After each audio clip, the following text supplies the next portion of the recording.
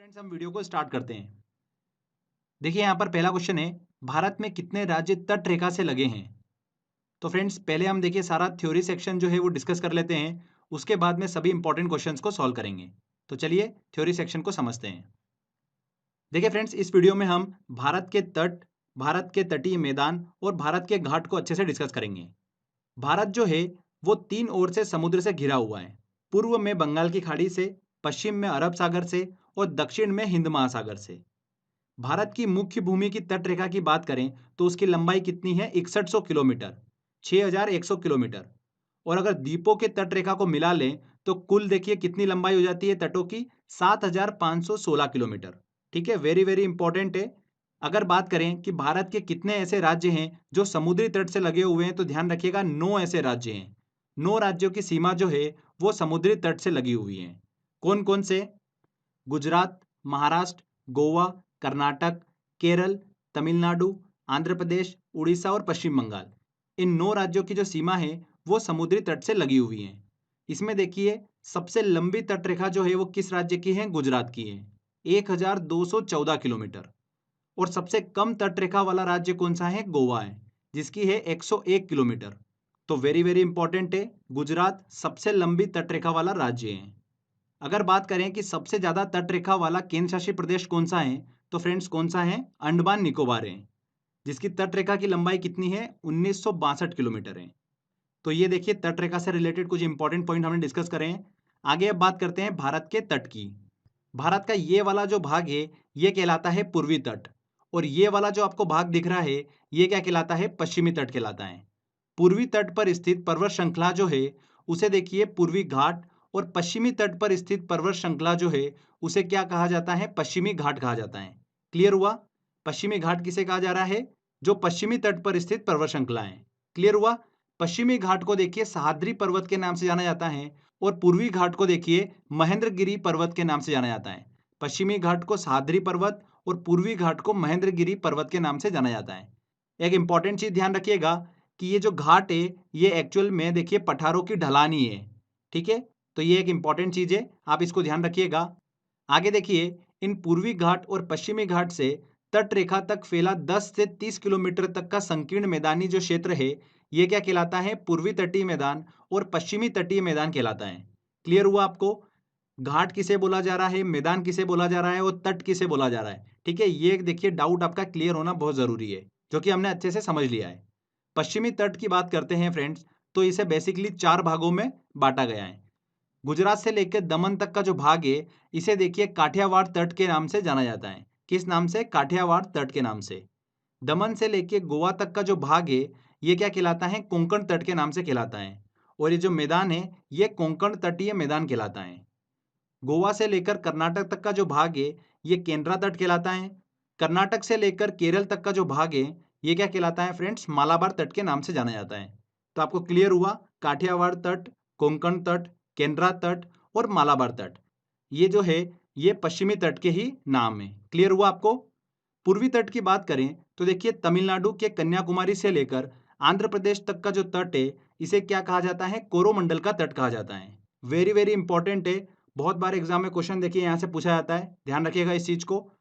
साथ ही एक इंपॉर्टेंट चीज ध्यान रखिएगा, कन्याकुमारी को ही केप कोमोरिन के नाम से जाना जाता है। तो अक्सर एग्जाम में देखिए आपको कंफ्यूज करने के लिए ये नाम दे देते हैं, तो ध्यान रखिएगा कन्याकुमारी को ही केप कोमोरिन के नाम से जाना जाता है। आगे देखिए आंध्र प्रदेश से लेकर पश्चिम बंगाल तक का जो भाग है ये क्या कहलाता है? डेल्टा क्षेत्र कहलाता है। और इस क्षेत्र में फैले मैदान को किस नाम से जाना जाता है? उत्तरी सरकार के नाम से जाना जाता है। ये चीज भी आप ध्यान रखिएगा। जिस स्थान पर पूर्वी घाट और पश्चिमी घाट मिलते हैं उसे संयुक्त रूप से नीलगिरी पहाड़ी के नाम से जाना जाता है। ध्यान रखिएगा, नीलगिरी पहाड़ियों के नाम से किसे जाना जाता है? जहां पर पूर्वी घाट और पश्चिमी घाट मिलते हैं। और फ्रेंड्स नीलगिरी पहाड़ियों की सर्वोच्च चोटी जो है वो कौन सी है? डोडा बेट्टा है। डोडा बेट्टा जो है वो नीलगिरी पहाड़ियों की सर्वोच्च चोटी है। नीलगिरी पहाड़ियों को पहाड़ियों की रानी के नाम से भी जाना जाता है। इसी पहाड़ी में प्रसिद्ध स्थान जो है देखिए टूरिस्ट प्लेस ऊटी जो है वो यहाँ पर ही स्थित है। क्लियर हुआ? नीलगिरी पहाड़ियाँ जो है जहाँ पर पूर्वी घाट और पश्चिमी घाट मिलते हैं वो पहाड़ियाँ जो है वो क्या कहलाती हैं? नीलगिरी पहाड़ियाँ कहलाती हैं। इस चीज को देखिए हम जब पर्वत वाला वीडियो डिस्कस करेंगे तो उसमें अच्छे से और डिस्कस कर लेंगे। आगे देखिए पूर्वी तटीय मैदान की नदियां जो है बेसिकली डेल्टा का निर्माण करती है, ये हमने देखिए नदी वाले लेक्चर में डिस्कस करा था। और पश्चिमी तटीय मैदान की नदियां जो है वो ज्वार नद मुख मतलब एस्चुरी का निर्माण करती हैं। तो डेल्टा क्या होता है और एस्चुरी क्या होता है ये हम देखिए नदी वाले वीडियो में अच्छे से डिस्कस कर चुके हैं। अगर आपने देखिए भारत की नदियों वाला वीडियो नहीं देखा है तो वीडियो देख लीजिए, वेरी वेरी इंपॉर्टेंट वीडियो है वो। वहां से देखिए एक दो क्वेश्चन जो है एग्जाम में अक्सर पूछे जाते हैं और उसी वीडियो में मैंने डेल्टा क्या होता है और ज्वार नदमुख मतलब एस्चुरी क्या होता है वो अच्छे से समझा रखा है। आगे देखिए एक इंपॉर्टेंट चीज, उड़ीसा के आसपास का जो तटीय मैदान है और महानदी का डेल्टा क्षेत्र जो है उसे फ्रेंड्स उत्कल मैदान के नाम से जाना जाता है। किस नाम से जाना जाता है? उत्कल मैदान के नाम से जाना जाता है। अब देखिए फ्रेंड्स, पूर्वी तटीय मैदान का विस्तार जो है वो पश्चिमी तटीय मैदान की अपेक्षा अधिक है, जो कि कृषि दृष्टिकोण से बहुत ही ज्यादा उपयुक्त है। इसीलिए पूर्वी तटीय मैदान में पश्चिमी तटीय मैदान की अपेक्षा अधिक जनसंख्या जो है वो देखने को मिलती है। क्लियर हुआ? तो फ्रेंड्स देखिए ये कुछ इंपॉर्टेंट पॉइंट्स हमने डिस्कस कर रहे हैं भारत के तट और भारत के तटीय मैदान से रिलेटेड। तो आई होप आपको समझ में आया होगा। चलिए अब क्वेश्चन की तरफ चलते हैं और सारे इंपॉर्टेंट क्वेश्चंस को हम सॉल्व करते हैं। देखिए हमारा पहला क्वेश्चन, भारत में कितने राज्य तट रेखा से लगे हैं? तो कितने ऐसे राज्य हैं जो समुद्री तट से लगे हुए हैं? 9 राज्य हैं। C answer. भारत की तट रेखा की कुल लंबाई है। भारत की तट रेखा की कुल लंबाई कितनी है? यहाँ पर देखिए अप्रोक्स हमको 7,500 किलोमीटर देखने को मिल रहा है, तो डी आंसर सही होगा। भारत के किस राज्य का समुद्री तट सबसे अधिक लंबा है? तो किस राज्य की देखिए समुद्री तट रेखा जो है वो सबसे ज्यादा है? गुजरात की है। सी आंसर यहाँ पर बिल्कुल सही होगा। बहुत बार ये क्वेश्चन एग्जाम में पूछा जाता है। चलिए अगला क्वेश्चन लेते हैं। निम्नलिखित में से किस तट से भारत का औसत समुद्र तल जो है वो नापा जाता है? तो देखिए इसको हम पहले समझ लेते हैं, फिर ये क्वेश्चन को सॉल्व करेंगे। देखिए फ्रेंड्स, दुनिया में ऊंचाई नापने के लिए वैज्ञानिकों को एक ऐसे पॉइंट की जरूरत थी जो एक समान रहे, मतलब उसमें चेंजेस हमको देखने को ना मिले। तो वैज्ञानिकों ने देखा कि समुद्र से अच्छा इसका कोई दूसरा विकल्प है ही नहीं।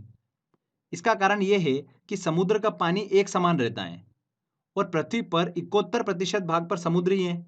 तो दुनिया में ऊंचाई नापने के लिए समुद्र की सतह की औसत ऊंचाई को बेस माना गया। क्लियर हुआ आपको? अब देखिए गुरुत्वाकर्षण बल के कारण समुद्र तल की पृथ्वी के केंद्र से दूरी जो है वो बराबर नहीं होती है।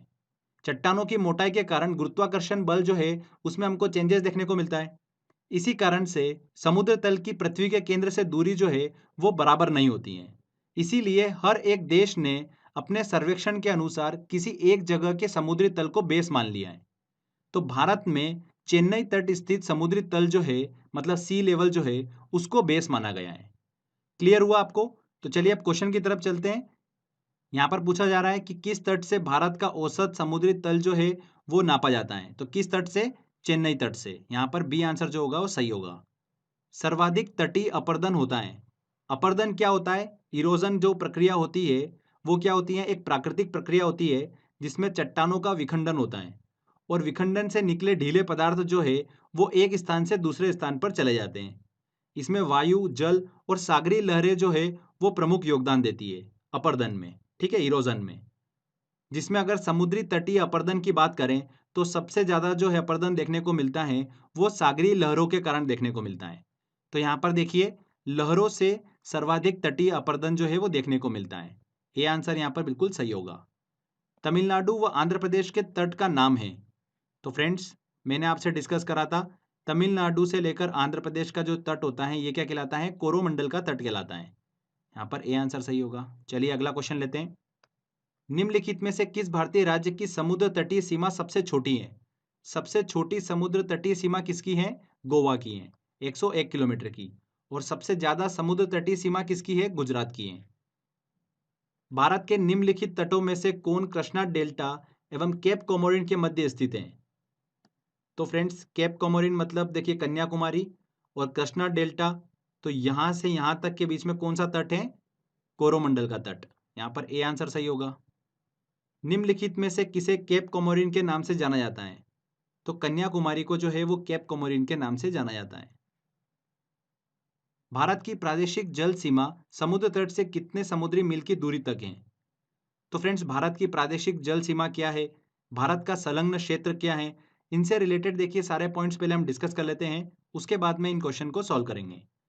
तो देखिए प्रादेशिक समुद्री सीमा जिसे टेरिटोरियल सी भी कहा जाता है, ये तटीय जल का एक ऐसा बेल्ट होता है जो भारत की आधार रेखा से 12 समुद्री मील तक फैला है। इसे देखिए क्षेत्रीय सागर या क्षेत्रीय जल भी कहा जाता है। इस क्षेत्र के उपयोग का भारत को जो है वो पूरा अधिकार दिया गया है। एक समुद्री मील बराबर कितना होता है? 1.8 किलोमीटर होता है। ठीक है, तो 12 समुद्री मील तक फैला जो क्षेत्र है आधार रेखा से, वो क्या कहलाता है? प्रादेशिक समुद्री सीमा कहलाता है, टेरिटोरियल सी कहलाता है, क्षेत्रीय सागर। आगे देखिए समीपस्थ मंडल की बात करते हैं, कॉन्टिजियस जोन की बात करते हैं, तो भारत की आधार रेखा से 24 समुद्री मील तक ये फैला हुआ क्षेत्र है और भारत को इस क्षेत्र में साफ सफाई से लेकर सीमा शुल्क, वित्तीय अधिकार जो है वो प्राप्त हैं। इसके बाद देखिए अनन्य आर्थिक अधिकार की बात करते हैं, एक्सक्लूसिव इकोनॉमिक जोन की बात करते हैं, तो ये भारत की आधार रेखा से 200 समुद्री मील तक फैला क्षेत्र है और इस क्षेत्र में भारत को वैज्ञानिक परीक्षण करने के अधिकार है, द्वीपों के निर्माण के अधिकार है और प्राकृतिक संसाधनों के दोहन के अधिकार है। तो क्लियर हुआ आपको?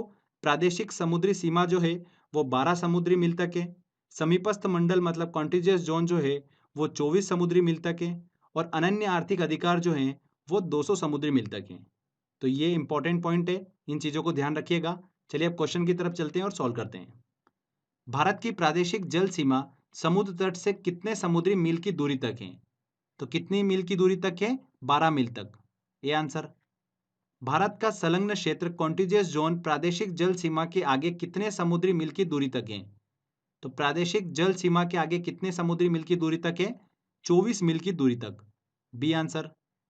तमिलनाडु का समुद्र तट कहलाता है। तमिलनाडु का देखिए समुद्री तट जो है वो क्या कहलाता है? कोरोमंडल तट कहलाता है। ये एग्जाम में देखिए बहुत बार क्वेश्चन पूछे जाते हैं। चलिए अगला क्वेश्चन लेते हैं। निम्नलिखित में से कौन सा तट पश्चिमी तट का भाग नहीं है? काठियावाड़ तट बिल्कुल भाग है पश्चिमी तट का, कोंकण तट भी है, मालाबार तट भी है, कोरोमंडल तट जो है ये पूर्वी तट का भाग है।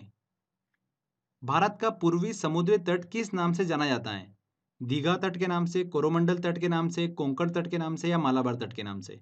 तो कोरोमंडल तट के नाम से जाना जाता है। कोंकण तट कहां से कहां तक विस्तृत है? तो फ्रेंड्स दमन से लेकर गोवा तक का जो भाग है ये क्या कहलाता है? कोंकण तट कहलाता है। तो यहां पर देखिए गोवा से दमन, सी आंसर।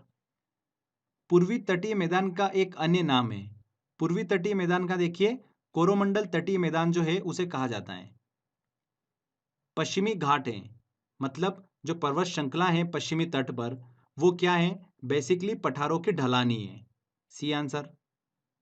भारत के पश्चिमी तटीय मैदान के उत्तरी भाग को किस अन्य नाम से भी जाना जाता है? तो भारत का देखिए पश्चिमी तटीय मैदान जो है इसके उत्तरी भाग को किस अन्य नाम से जाना जाता है? कोंकण तटीय मैदान के नाम से भी जाना जाता है। तो यहाँ पर सी आंसर जो होगा वो सही होगा। चलिए अगला क्वेश्चन लेते हैं। मन्नार की खाड़ी किसके तट के साथ अवस्थित है? देखिए फ्रेंड्स ये खाड़ी जो है भारत के दक्षिण पूर्व सिरे और श्रीलंका के पश्चिमी तट के बीच स्थित है। तो ये देखिए कहाँ पर आ रही है फ्रेंड्स? ये आ रही है कोरोमंडल तट मतलब तमिलनाडु के यहाँ पर। तो यहाँ पर जो होगा वो ए आंसर सही होगा। तमिलनाडु के तट के साथ जो है वो अवस्थित है मन्नार की खाड़ी। कोरोमंडल समुद्री तट किस राज्य में अवस्थित है? किस राज्य में? तमिलनाडु में। पश्चिमी तटीय मैदान की नदियां किसका निर्माण करती हैं? पश्चिमी तटीय मैदान की नदियां जो है वो किसका निर्माण करती हैं? ज्वारनद मुख एस्चुरी का निर्माण करती हैं। और पूर्वी तटीय मैदान की नदियां जो है वो डेल्टा का निर्माण करती हैं। नेक्स्ट क्वेश्चन लेते हैं। पूर्वी तटीय मैदान की नदियां किसका निर्माण करती हैं? पूर्वी तटीय मैदान की नदियां जो है वो किसका निर्माण करती हैं? डेल्टा का निर्माण करती हैं। पश्चिमी तट पर स्थित पर्वत श्रृंखला को कहा जाता है। जो पश्चिमी तट की पर्वत श्रृंखला है उसे क्या कहा जाता है? सह्याद्री पर्वत के नाम से जाना जाता है। और पूर्वी तटीय जो पर्वत श्रृंखला है उसे क्या कहा जाता है फ्रेंड्स? महेंद्रगिरी पर्वत के नाम से जाना जाता है। नेक्स्ट क्वेश्चन देखिए उसी से रिलेटेड है। पूर्वी तट पर स्थित पर्वत श्रृंखला को कहा जाता है, क्या कहा जाता है? महेंद्रगिरी पर्वत के नाम से जाना जाता है। B answer. भारत में निम्न में से किस राज्य के तटीय मैदान क्षेत्र को उत्कल का मैदान जो है वो कहा जाता है? किसे कहा जाता है? देखिए उड़ीसा राज्य के तटीय मैदान क्षेत्र को उत्कल का मैदान जो है वो कहा जाता है। इसी उत्कल के मैदान में चिल्का झील जो है वो स्थित है, जो कि भारत में खारे पानी की सबसे बड़ी झील है। तो ये देखिए हमने भारत के तट, घाट और मैदान से रिलेटेड सारे इंपॉर्टेंट पॉइंट डिस्कस कर लिए हैं। आई होप आपने बड़ी आसानी से सारे क्वेश्चन सॉल्व कर लिए होंगे। तो फ्रेंड्स अगर आपको ये वीडियो अच्छा लगा है तो प्लीज़ वीडियो को लाइक करिए, शेयर करिए और कमेंट करके ज़रूर बताइएगा कि वीडियो कैसा लगा। अगर आपने अभी तक चैनल को सब्सक्राइब नहीं करा है तो सब्सक्राइब भी कर लीजिए, क्योंकि इस तरीके के वीडियो जब भी मैं अपलोड करूंगा आपको उसका बेनिफिट मिलता रहेगा। तो फ्रेंड्स मिलते हैं अगले वीडियो में। जय हिंद, जय भारत।